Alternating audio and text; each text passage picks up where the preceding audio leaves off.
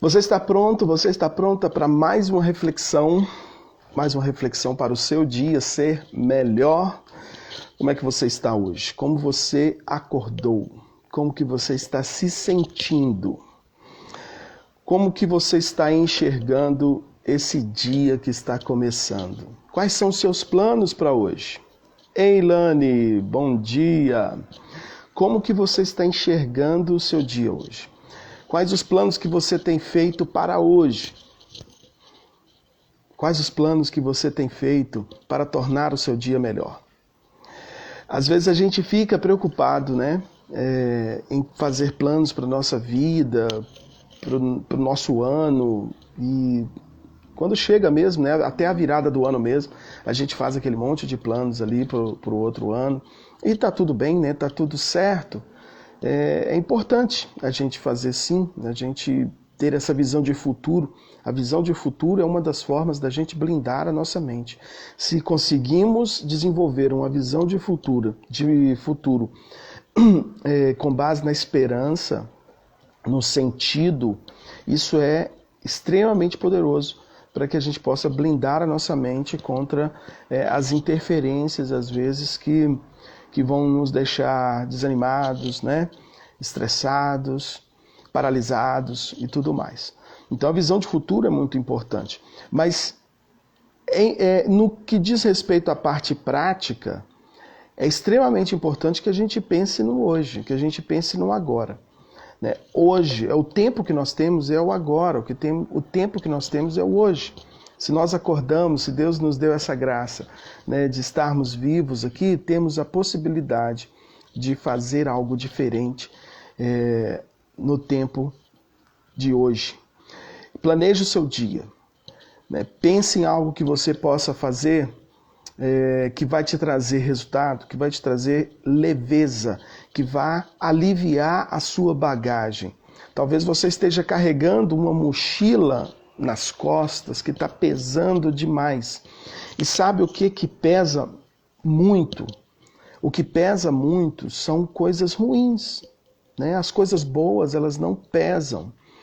Eu estava conversando com uma pessoa a respeito dessa analogia, né, da mochila, e aí a pessoa falou assim, não, eu não quero levar nada na minha mochila. Não, não é para levar nada. É para levar aquilo que é bom. Porque aquilo que é bom não pesa. Aquilo que é ruim pesa. Então o que pode estar pesando na sua vida hoje? Quais são os pesos que você tem carregado? Talvez uma lembrança ruim, talvez uma mágoa porque você foi machucada ou machucado por alguém em algum momento. Talvez um medo, né? O medo talvez esteja pesando demais. O ressentimento, talvez você esteja ressentida com alguém. Talvez algo que você nem lembre conscientemente, mas está aí na sua memória, pesando, e essa memória precisa ser ressignificada. E dessa forma a gente vai trazendo mais leveza para a nossa vida.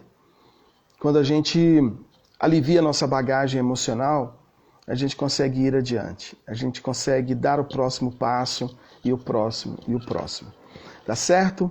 Bom, gente, hoje eu quero conversar justamente sobre libertação, né? A gente se libertar de algumas coisas. E a nossa reflexão hoje tem esse tema, visão libertadora. E o texto que eu escolhi está lá em João 4,35, que diz assim, ó: Não dizeis vós que ainda há 4 meses até que tenha a ceifa? Eis que eu vos digo, levantai os vossos olhos e vede as terras, que já estão brancas para a ceifa. Vou ler de novo. Não dizeis vós que ainda há 4 meses até que venha a ceifa? Eis que eu vos digo, levantai os vossos olhos e vede as terras, que já estão brancas para a ceifa. Bom dia, Rosângela, seja bem-vinda. O maior desafio hoje, para nós e para a igreja, né, de um modo geral, igreja moderna e contemporânea, é a quebra de paradigmas. alçar os olhos para ver. Muitos estão acostumados a olhar para si e pensar em si e na sua própria salvação. Mas precisamos aceitar o colírio do Mestre. Olha que coisa linda, né? Precisamos aceitar o colírio do Mestre e oferecer ao mundo uma alternativa melhor para a vida. Porém, para isso é necessário uma visão libertadora, que tem embasamento na pura e simples demonstração do amor às pessoas. Vou ler de novo essa parte aqui, ó. Para isso é necessário uma visão libertadora que tem embasamento na pura e simples demonstração de amor às pessoas, ou do amor às pessoas. Bom, e como que seria essa visão libertadora? Como que seria essa visão libertadora? No início aqui, né, quando eu fiz a introdução, eu trouxe justamente a importância da gente ter essa visão, da gente olhar para frente e enxergar com olhos de esperança, né? Porque isso vai nos ajudar a blindar a nossa mente. Então eu quero trazer aqui cinco elementos aqui, 5 formas da gente aplicar essa visão libertadora. E a primeira delas é enxergar, em primeiro lugar, as pessoas como pessoas, independente de raça, cor, classe social, situação civil ou religiosa. Abandonar o olhar egoísta da autossatisfação e perceber pessoas que precisam ser escutadas, pessoas que precisam ser compreendidas. Então, a primeira forma de nós aplicarmos essa visão libertadora seria enxergar, em primeiro lugar, as pessoas como pessoas, não como instrumentos simplesmente para a gente conseguir alguma coisa. Tem gente que é assim, né? Tem gente que some da nossa vida, por exemplo, e depois aparece. Quando aparece é para poder pedir alguma coisa. Já viu gente assim? Tem gente que é assim, né? Tem gente que é aquela pessoa que ela não percebe, mas ela está mais sugando, ela está mais isso, né? Ela tá subtraindo. Bom dia, Gilmar. Ela só quer do outro, ela só quer do outro, só quer do outro. E aí, olha, sem querer, ela está olhando para as pessoas, ou para algumas pessoas, somente pelo fator utilidade. E aqui a proposta é que a gente possa olhar as pessoas como pessoas. E olhar as pessoas como pessoas é reconhecendo que as pessoas têm necessidades, as pessoas carecem, né, de serem compreendidas, carecem de serem entendidas, de serem acolhidas. Elas carecem às vezes de atenção, né? E essa atenção pode ser dada de diversas formas, ao invés da gente abordar uma pessoa perguntando, pensando no que você pode extrair dela, você abordar uma pessoa para saber como que ela está, o que ela tem passado, quais os últimos momentos, aí, com as experiências que ela tem vivido, o que eventualmente ela está precisando. Então, isso é enxergar as pessoas como pessoas. Existe uma das emoções primárias que geralmente ela é pouco abordada, né, quando alguém vai falar sobre emoção. Geralmente se fala muito do medo, da raiva, da alegria e da tristeza. Mas existe uma outra emoção primária, que é o nojo. E aí muitos pensam, mas nojo é uma emoção? Sim, nojo é uma emoção. E assim como as outras emoções, ela desencadeia ali uma série de sentimentos. E existe 2 sentimentos, aliás, vários sentimentos conhecidos, mas tem 2 ali que talvez sejam mais evidentes assim nas relações. Um deles é a antipatia. Você já sentiu antipatia por alguém? E quando a gente sente antipatia por alguém, a gente não consegue às vezes nem ouvir a voz daquela pessoa, a gente não consegue ficar perto. E o nojo faz isso, né? O nojo, ele leva a gente a querer afastar o outro. E essa é uma atitude de desumanização. Numa escala talvez um pouco mais branda, mas é isso, né? A gente vai desumanizando o outro. Eu não quero aquela pessoa perto de mim. Porque originalmente, né, a gente sente nojo, ou deveria sentir, de coisas. Quando você abre uma panela de arroz azedo, o arroz azedou, você abre a panela, vem aquele cheiro horrível. Você quer o quê? Você tem nojo daquilo, você quer jogar fora, você quer eliminar aquilo. O nojo faz isso, ou então você quer se afastar. Então a antipatia é um dos sentimentos, talvez mais brandos ali, que são gerados pelo medo, pelo nojo, e que sem querer a gente está tendo esse comportamento, né, de desumanizar o outro. Mas a gente não percebe porque, como eu disse, é um sentimento um pouco mais brando. Agora, existe um outro sentimento que é muito mais intenso, muito mais forte e que de fato desumaniza o outro, que é o ódio. O ódio é um sentimento que ele vem do nojo, ele não vem da raiva. Eu posso nutrir ódio por uma pessoa sem estar movido pela raiva. Né? E a maior prova disso é que algumas pessoas arquitetam, né, armadilhas para os outros, arquitetam às vezes crimes sem estarem com raiva. Né? A pessoa está tranquila e ela está pensando como que ela vai fazer o mal para o outro. Movido pelo quê? Pelo ódio. Vocês se lembram da história de José, não é isso? Os irmãos planejaram o fim de José.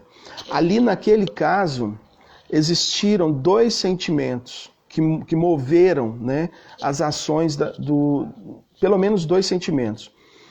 Nós temos ali o ódio e a raiva. E é claro que essa raiva veio acompanhado da inveja também.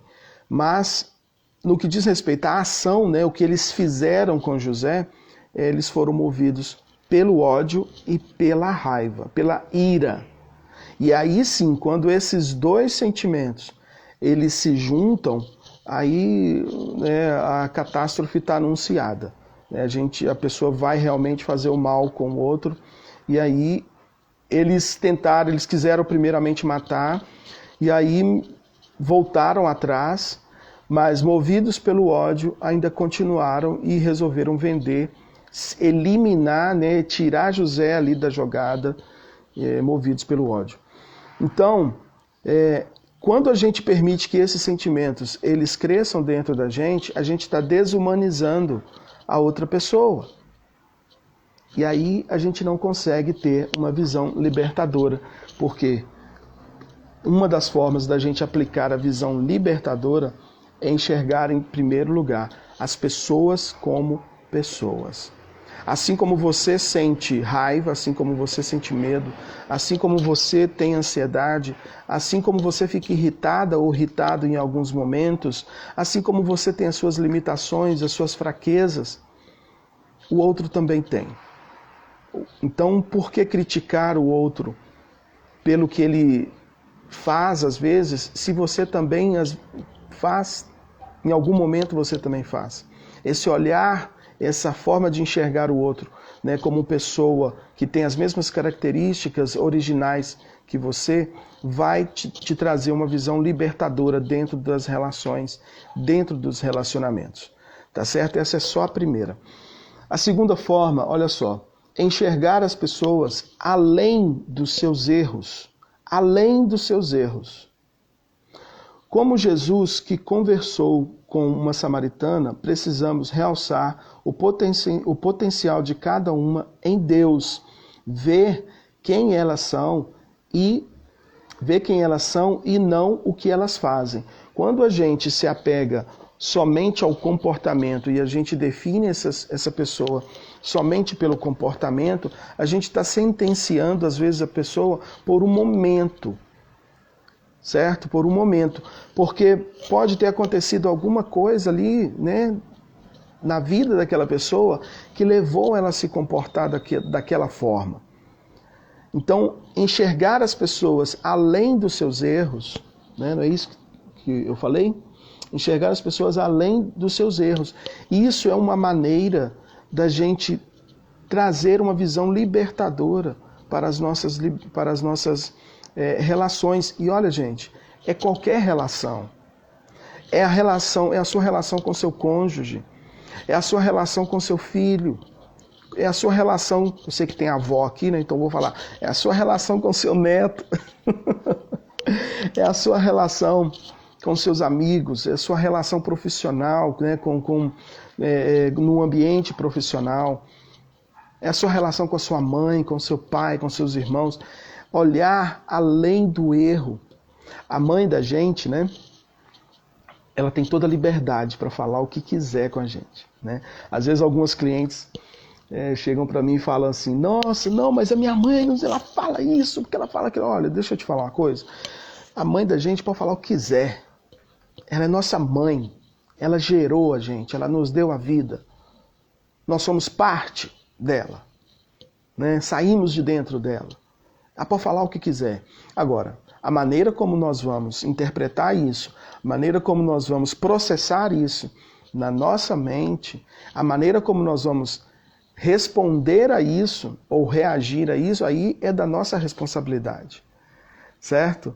Então, assim, talvez você não esteja gostando de ouvir algumas coisas que você ouve, né, de pessoas próximas, e você acha que aquele comportamento é um erro, a maneira como a pessoa está falando com você é um erro, mas olhe para as pessoas além dos seus erros. Talvez alguém pisou no seu calo, talvez alguém esteja pisando no seu calo diariamente. Olhe para essa pessoa além dos seus erros. Isso é uma forma de trazer visão libertadora para as nossas relações. E a gente só tem a ganhar porque a gente traz leveza para a alma. Gente, nós precisamos aliviar a nossa bagagem emocional. O mundo já é muito, muito complicado, o mundo já é cheio de perigos, né? Vamos dizer assim. Mas a nossa vida, ela pode ser leve. A nossa vida, ela pode ser mais leve. Nós podemos aliviar a nossa bagagem emocional e trazer essa visão libertadora diariamente para as nossas relações. Terceira forma, enxergar as pessoas como alvo da graça de Deus. Gente, isso é tremendo. Enxergar as pessoas como alvo da graça de Deus, que precisam tanto quanto nós ser justificadas e amadas. Isso realmente é muito tremendo, gente, porque a graça de Deus é algo maravilhoso, né? A graça de Deus é maravilhosa, ela é sublime, ela é... A gente não consegue nenhuma palavra em português para poder descrever claramente como que é a graça de Deus. Em inglês, eles utilizaram a palavra amazing, amazing grace. Aqui no Brasil, a palavra mais próxima, né, que encontraram ali é maravilhosa graça. Mas amazing é mais do que isso, é mais do que maravilhoso. A graça de Deus é isso. A graça de Deus sobre a nossa vida é surreal. Então, quando a gente enxerga a pessoa como alvo dessa graça, entende? A gente está lançando sobre a pessoa um olhar, assim, é um olhar de Jesus, gente. Olhar para a pessoa como alvo da graça de Deus é lançar sobre o outro o olhar de Jesus. E isso é muito forte, isso é muito tremendo. Isso promove reconciliação, isso promove acolhimento, sabe? Isso promove muita coisa boa. Eu contei para vocês que eu estou fazendo um trabalho, né, onde eu estou abordando várias pessoas para poder conversar, e aí eu chamo para poder responder ali 3 perguntas. E é muito assim, gente, eu tenho recebido cada resposta mais incrível que a outra, sabe? E é uma pesquisa que tem sido muito valiosa mesmo, para compreender como que as pessoas estão se comportando e estão pensando hoje em dia. E aí, às vezes a gente se depara com aquela pessoa, que eu nem sei se a pessoa é mineira, não, mas com um comportamento bem mineiro, assim, de de desconfiança, sabe? E aí a pessoa foi e me perguntou, como é que você chegou até mim? Então, foi pelo Instagram, você segue um perfil que eu sigo também, aí eu citei o perfil lá, eu não conheço essa pessoa não, né, do perfil. Eu falei assim, não, essa pessoa é uma pessoa famosa, eu expliquei quem que era a pessoa, ela falou assim, não, eu sei quem é fulano, mas eu não sigo não. Eu falei assim, então tá, me desculpa, eu devo ter me enganado, né, falei pra ela. E aí ela veio me acusar, né? Ela falou assim, não, mentira, você não está enganado, não, mentira, você está fazendo spam, que não sei o quê. E aí veio falar assim com uma dureza comigo, sabe? E aí eu falei assim, olha, não é spam, né? Realmente eu posso ter me enganado, te peço perdão por isso. E seria só uma conversa mesmo, mas nós não vamos continuar aqui. E eu disse a ela, olha, eu espero que você sinta a graça de Deus na sua vida, né? E me despedir dessa pessoa. Porque uma pessoa que às vezes age dessa forma, gente, não é culpa dela. Talvez ela esteja tão calejada, sabe? Ela esteja tão machucada, que a única coisa que ela consegue oferecer para o outro é a agressividade. Talvez a pessoa está tão ferida que a única coisa que ela consegue fazer é ferir. E não é culpa dela. A gente não conhece a história. Por isso que quando a gente lança sobre o outro esse olhar, né, de que a pessoa ela é alvo da graça de Deus, a gente traz uma visão libertadora. Eu sinceramente não sei o que essa frase que eu lancei para ela causou na vida dela. Né? Quando eu disse que eu espero que ela sinta a graça de Deus. Eu não sei o que isso causou na vida daquela pessoa. Mas eu garanto para vocês que, para mim, aliviou aquele sentimento ruim que eu estava sentindo antes, quando ela foi dura comigo. Me libertou daquilo. Entende? Então, assim, enxergar o outro como alvo da graça de Deus, é lançar sobre alguém o olhar do próprio Jesus. E assim, gente, não é questão de mérito nosso, é questão de semelhança, né? Da gente imitar o comportamento de Jesus. Jesus fez isso. Ele lançava sobre as pessoas o olhar de graça, né? E mostrava para aquela pessoa que ela não era aquele comportamento. Entende? Então, esse é o terceiro, né? Enxergar as pessoas como alvo da graça de Deus. É a terceira forma de trazer visão libertadora para as nossas relações. Quarto, são 5. Fica comigo aqui. Enxergar com foco na palavra de Deus, pois é ela que transforma. O Espírito redime e atrai as pessoas para si. Olha só, o que é isso? Enxergar as pessoas com foco na palavra.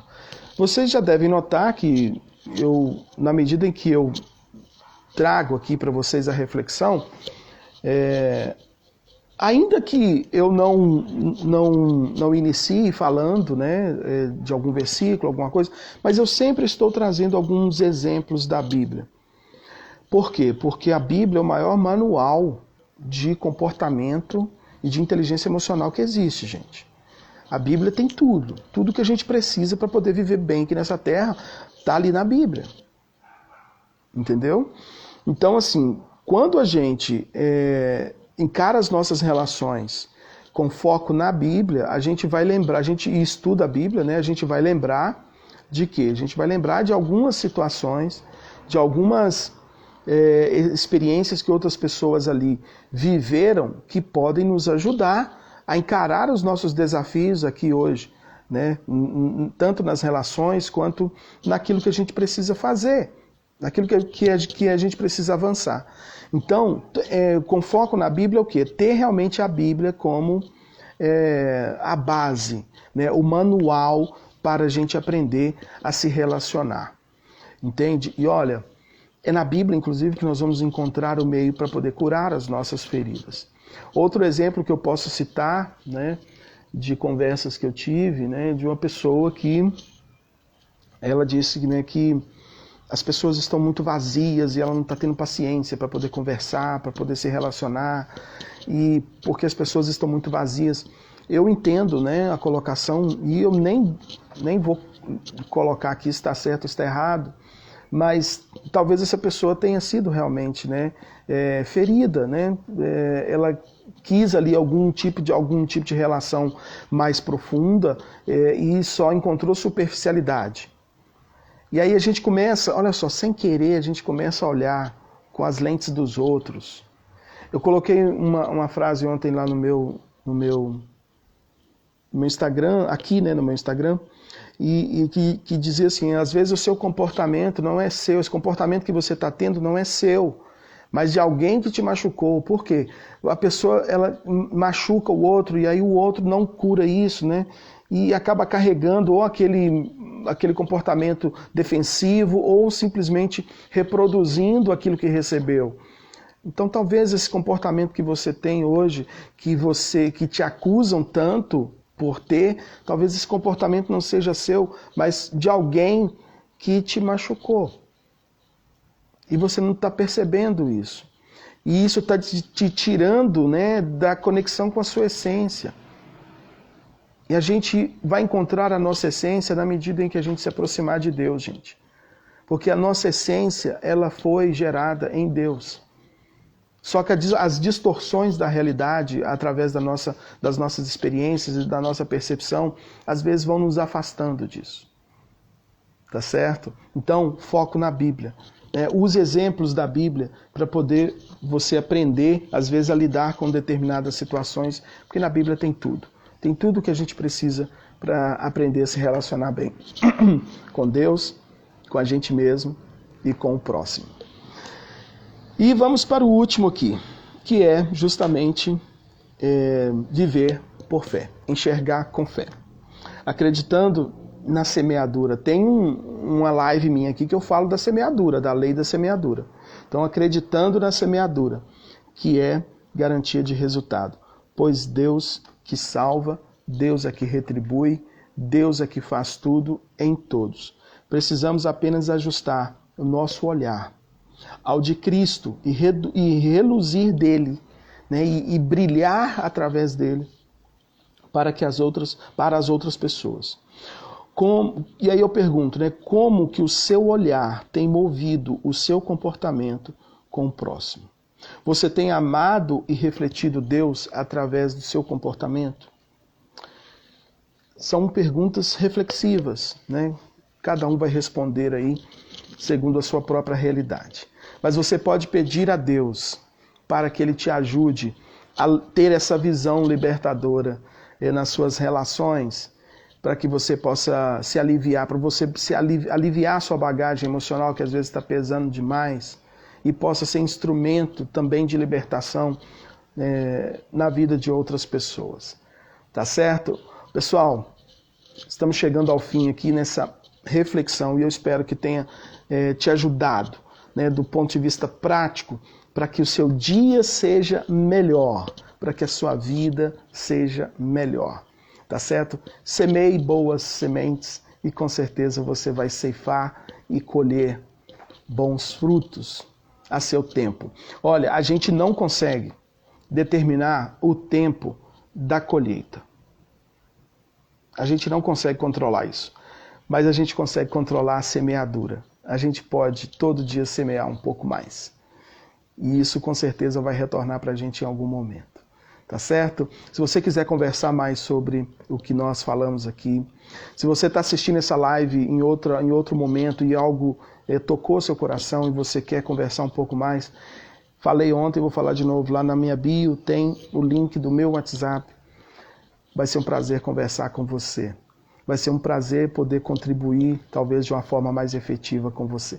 Tá certo? Um grande abraço e que Deus abençoe a todos. Amanhã estaremos de volta, hein? Às 6h50. Convide seus amigos, compartilhe essa live sem moderação para que essa mensagem alcance quem precisa ser alcançado. Fiquem com Deus, gente. Um abraço! Gratidão, Sandra.